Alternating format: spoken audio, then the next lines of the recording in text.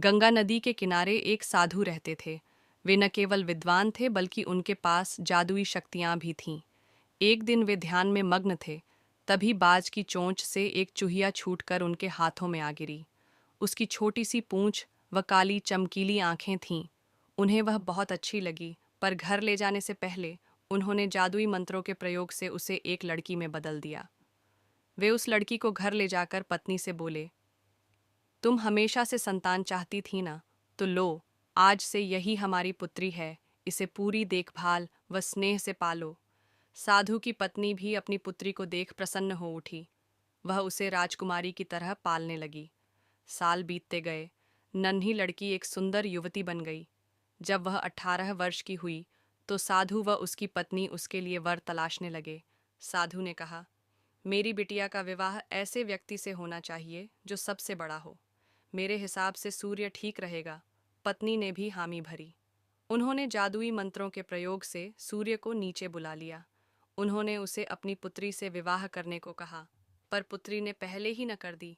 वह बोली, पिताजी, यह तो बहुत गर्म है।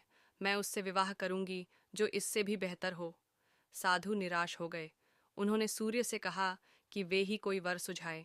सूर्य ने कहा, बादलों के देवता से बड़ा कौन होगा?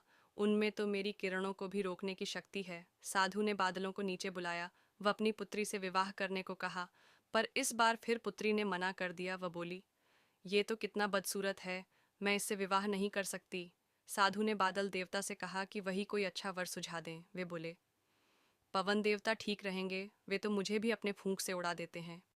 साधु ने पवन देवता को बुलाकर अपनी पुत्री से विवाह करने को कहा। पुत्री ने फिर इनकार कर दिया। वह बोली, मैं इससे शादी नहीं करूंगी। ये तो कहीं टिकते नहीं, हमेशा यहाँ वहाँ भागते रहते हैं। साधु ने पवन देव से पूछा, क्या मेरी पुत्री के लिए ऐसा वर हो सकता है जो आपसे भी बेहतर हो? पवन देव ने कहा कि पर्वत देव मजबूत व ऊंचे हैं, वे मेरा भी रास्ता रोक देते हैं। साधु ने पर्वत देवता से कहा कि वह उसकी पुत्री से विवाह कर लें।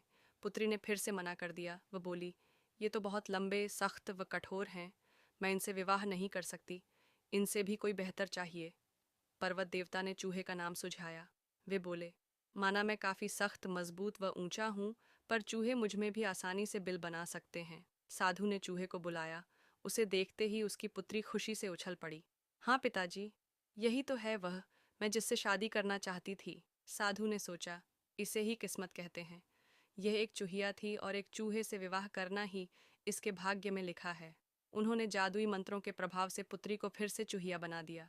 चूहा चूहिया विवाह करके खुशी खुशी रहने लगे।